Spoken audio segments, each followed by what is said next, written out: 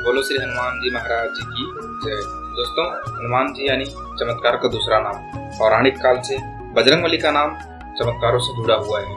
चाहे फिर सीने में राम जानकी के दर्शन करवाना हो या फिर लक्ष्मण जी को जीवित करने के लिए संजीवनी बूटी लाना हो। माना जाता है कि लेटे हनुमान जी मंदिर प्रयागराज की यह विचित्र प्रतिमा दक्षिणाभिमुखी है और 20 फुट लंबी है। माना जाता है कि यह धरातल से कम 6 से 7 फीट नीचे है। संगम नगरी में इन्हें बड़े हनुमान जी, किले वाले हनुमान जी, लेटे हनुमान जी और बंधवा वाले हनुमान जी के नाम से जाना जाता है। इस प्रतिमा के बारे में ऐसा माना जाता है कि इनके बाएं पैर के नीचे कामदा देवी और दाएं पैर के नीचे अहिरावण दबा है। उनके दाएं हाथ में राम लक्ष्मण और बाएं हाथ में गदा शोभित है।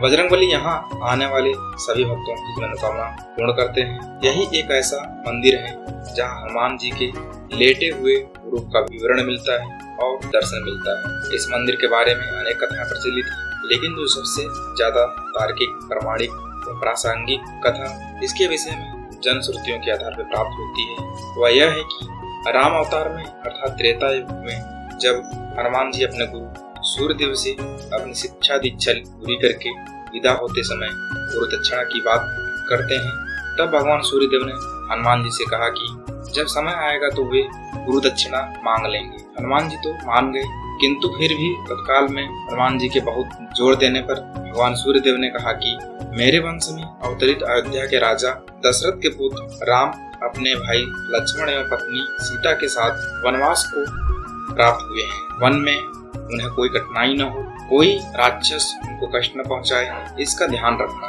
सूर्यदेव की बात सुनकर हनुमान जी अयोध्या की तरफ प्रस्थान हो गए। देवताओं ने सोचा कि यदि हनुमान जी ही सब राक्षसों का संहार कर डालेंगे तो श्री राम अवतार का तो उद्देश्य ही समाप्त हो जाएगा। अतः देवताओं ने माया को प्रेरित किया कि हनुमान को घोर निद्रा में डाल दो। देवताओं का आदेश प्राप्त कर माया उधर चली जिस तरफ से हनुमान जी आ रहे थे। इधर हनुमान जी जब चलते हुए गंगा के तट पर पहुंचे तब तक सूर्य अस्त हो गया था। हनुमान जी ने माता गंगा को प्रणाम किया तथा रात्रि में नहीं लांघते यह सोचकर गंगा नदी के तट पर ही रात व्यतीत करने का निर्णय लिया। लेकिन प्रभु राम से मिलने की बेचैनी के कारण उनको रात्रि में निद्रा नहीं आ रही थी। तब हनुमान जी भरद्वाज ऋषि के आश्रम पहुंचे। वहाँ वेद पुराण का व्याख्यान चल रहा था। हनुमान जी वहीं बैठकर कथा सुनने लगे। कथा में भरद्वाज ऋषि ने बताया कि कल यहाँ पर जगत के स्वामी तथा अयोध्या नरेश दशरथ के पुत्र के रूप में अवतरित भगवान राम गंगा नदी को पार कर यहाँ पहुँचने वाले हैं। हनुमान जी प्रसन्न हो गए।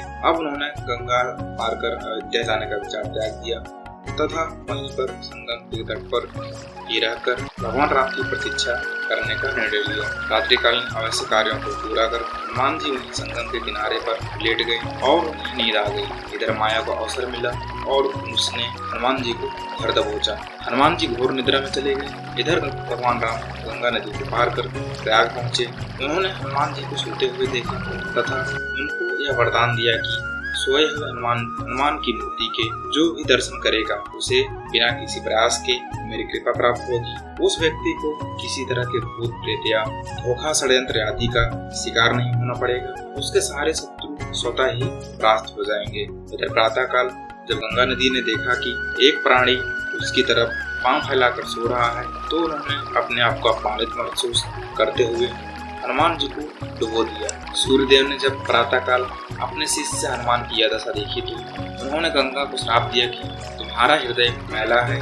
जो अज्ञान वस्तु ने एक सीधे साधे प्राणी को दंड दिया, तेरा सम्मान करते हुए हनुमान ने रात में तुम्हारे ऊपर से होकर गुजरना अच्छा नहीं समझा और तुम दुर्बुद्धि उसे श्राप दे बैठी। जा आज से तू पापियों के मरे शरीर एवं गंदगी ढूंढने वाली हो जाओगी। गंगा नदी के दूषित होने से संसार के समस्त देव संबंधी एवं शुभ कार्य बाधित होने लगे। तब समस्त देवताओं ने मिलकर भगवान सूर्यदेव की पूजा अर्चना की। तब भगवान सूर्यदेव ने कहा कि जा गंगे, तेरे जल के ऊपर मेरी किरणों के पड़ते ही तुम्हारे जल की पवित्रता कई गुना बढ़ जाएगी तथा तुम्हारे जल से मेरा किया गया पूजन कोटि गुना फल देने वाला होगा। दोस्तों, इस दिव्य एवं ऐतिहासिक हनुमान जी मंदिर तक पहुंचने के लिए नजदीकी रेलवे स्टेशन प्रयागराज जंक्शन और शिवकी जंक्शन है और नजदीकी बस स्टैंड सिविल लाइन और जीरो रोड है। आप इन दोनों माध्यमों से पहुंचकर हनुमान जी का आशीर्वाद प्राप्त कर सकते हैं। जय हनुमान जी, जय श्री राम। वीडियो देखने के लिए धन्यवाद। Please like and subscribe my channel.